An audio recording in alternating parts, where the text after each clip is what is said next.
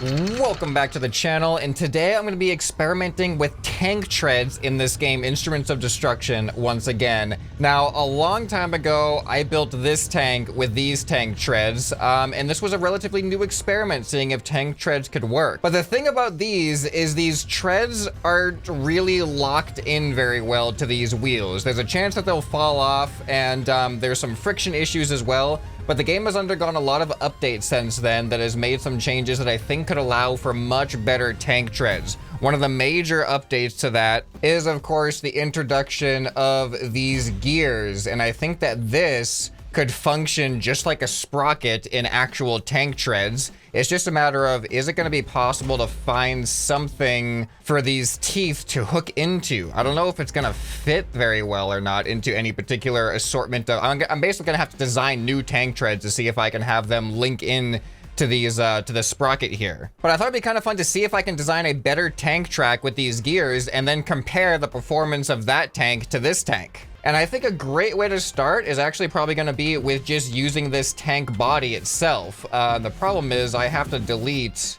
Oh, this is very strange. I'm going to have to delete these tank treads to build a new set of tank treads. I just want to keep the body, but I think I have to delete this all like one part at a time like this. Yeah, this is going to be a little bit tedious, but it's going to be worth it. All right, I think the tracks have been all deleted. That was actually a lot more tedious than I thought it was going to be. That was a lot of parts. So now I'm going to replace these front wheels. Oh, I need to power these actually, because these are powered wheels. The wheels themselves have power built into them. They're not attached to like a servo or anything. So I think I'm gonna have to remove this flex beam here. Oh, I forgot there's a piston here that actually it extends into the tracks as well. I'm thinking that the smaller one is going to be a better use. So I'll just put a handful of these together to be the same width as these wheels, and I can replace that one, and I think I can fit a servo in there now. Yeah, there's power swivel. I can then make it smaller. There we go. All right, let's see if this power swivel works. All right, that actually looks pretty good. I don't know, these sprockets, my initial reaction is that these teeth might be a little bit too close together. I don't know if I'm gonna be able to find anything that can reliably fit in between those teeth. All the parts are kind of big though, aren't they? This is pretty rough. If I get something small to go in that direction. Oh man, I don't know. I'm looking through every single one of these menus, just looking for a small piece. I don't think anything fits in there actually. Oh, this is bad. Maybe I was on the wrong track with the size of the sprocket that I'm using. Maybe going the bigger route is actually going to be better. Actually, you know what? The distance between these teeth isn't really any different, is it? It really doesn't make that much of a difference. Oh, I wish there was like, I wish you could change the amount of teeth on these. You can expand and contract them. But how cool would it be if you could actually just adjust the tooth count with like a slider? That'd be pretty cool. All right, well, I got a backup plan here. Maybe the gears are just gonna be better with the tracks I already have designed. I don't really see why necessarily, but I'm willing to try to find out and try to improve this thing. With all the updates that have happened so far, I think there is definitely room for improvement on this tank. Because now, when it comes to the settings, I can actually replace all of these wheels with static wheels that are attached to these power swivels. Because these power swivels now have a torque setting, which they did not have before, and they have a bigger range of strength, which is our speed basically. So I think that there is lots of room for improvement in tanks in this game right now, even though my gear idea isn't quite working out as well as I hoped. Let's still try the gears anyway. Can I fit this in here? Oh, yes, I can. Can I expand it? Yes, I can. So it looks like in order to fit in here, I need 4 of them. Does that look like it's flush? All right, that's looking about the width that I'm looking for. So let me just see if this feels any different with just that in there. All right. Okay, so far, well, actually, we need to expand those out. Ooh, that's a little sketchy, isn't it? All right, there we go. So now the question is that gear doing better than if it was just a wheel? See, you know what? I actually think that gear is spinning faster than the rest of these wheels. Oh, you know what's going to be interesting? Here, let me actually replace all of these wheels with unpowered wheels, just free-floating wheels. And we're going to put all of the force, all of the power is going to be on the sprocket. All right, here we go. So this is actually going to be a more true experiment now. The only thing that's going to be actually spinning these tracks is the gear. And whoa, okay, look at that. That's interesting. So you can see when the piston is contracted, the gear does nothing because there's no tension on the tracks. But when I expand it like that, the gear is actually doing all of this work. But now let's bring the gear back to a regular powered wheel and see if it can still do this amount of work. All right, now we're back to the wheel and oh my goodness, look at this difference.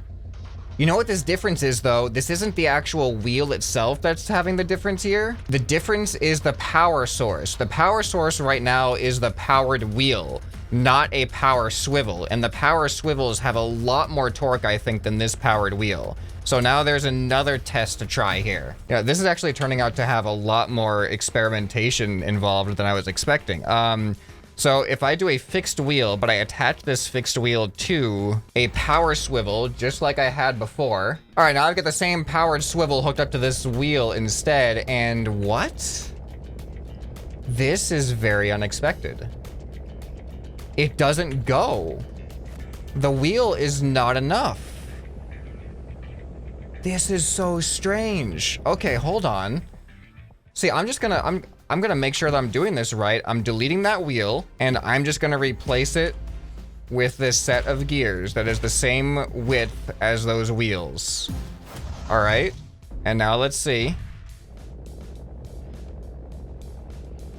Okay, I didn't expect this to actually work. Or I didn't expect this to actually be this big of a difference. I thought the gears were not gonna be any different than a wheel, but this gear is driving this whole tank by itself, and a wheel cannot do the same thing given the same power source. That is not what I was expecting. And you know what? I bet if I replace this back one with another sprocket, I bet this is also gonna be great. There we go, that's good. I don't have these programmed to turn just yet.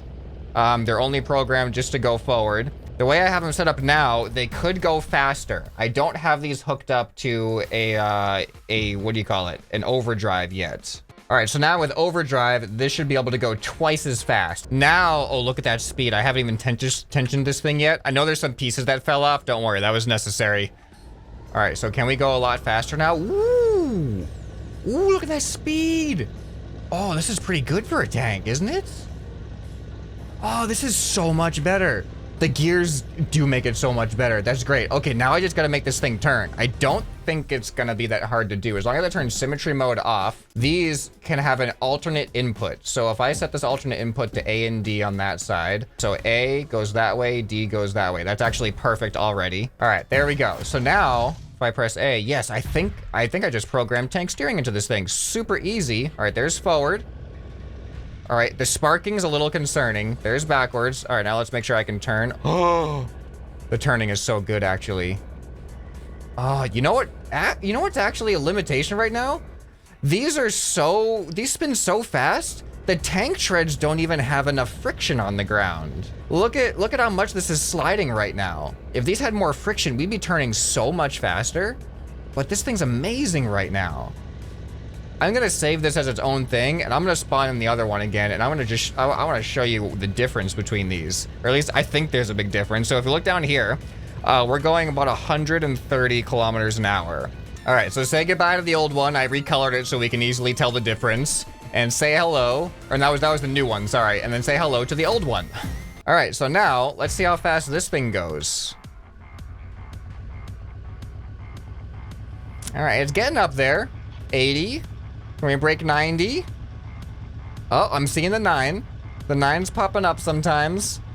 Yeah, we're about 90. And it does not do well on uneven terrain. You know what? We need to go to a different map. We need to go to a different map that has more uneven terrain to actually test this thing. All right, here we go. I think this was the same map I tested the tank's climbing abilities on before. So let's just see how well we can climb up. I don't know if we can even climb up these anymore. Come on. It's going. It's trying. Oh, look at that. All right, not bad. Oh, wait, can I make it all the way up, though? It's going. It's going.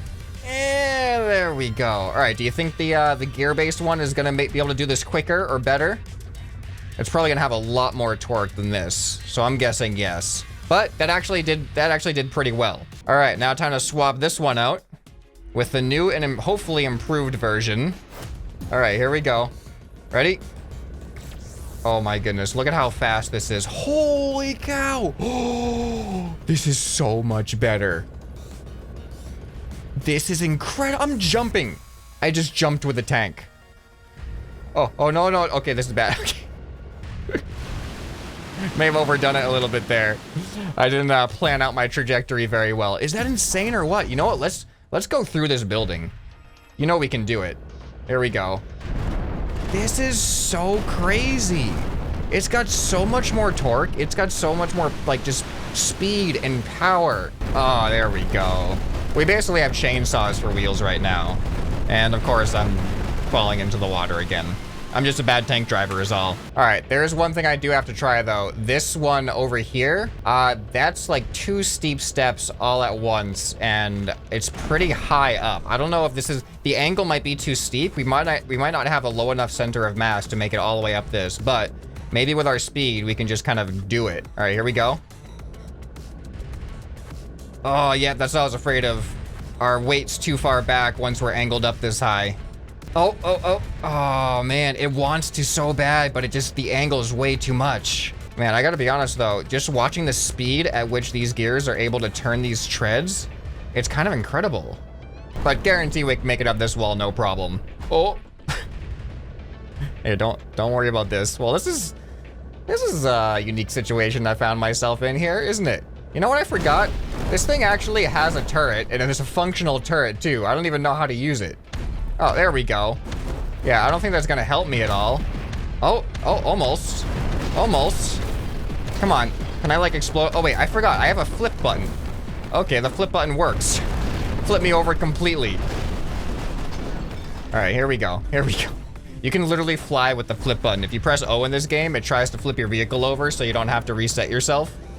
Sometimes I forget that's a thing. I totally forgot I had a functional turret on this thing. I don't know why. I mean, the whole point of this video was not about the turret part of the tank at all, so no wonder I forgot, but still.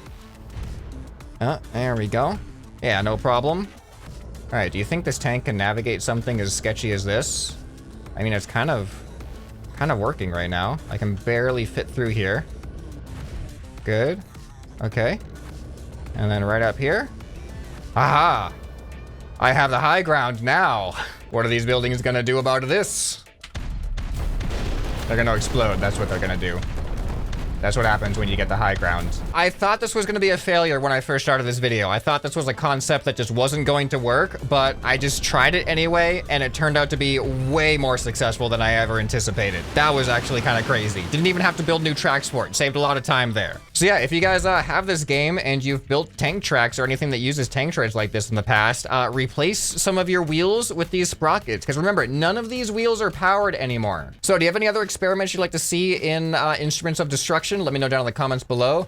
If you guys enjoyed this video, you're probably gonna enjoy some more that you can find right here on the end screen. Hope this video has earned your subscription. Anyway, this has been ScrapMan, and I'll see you next time. Bye.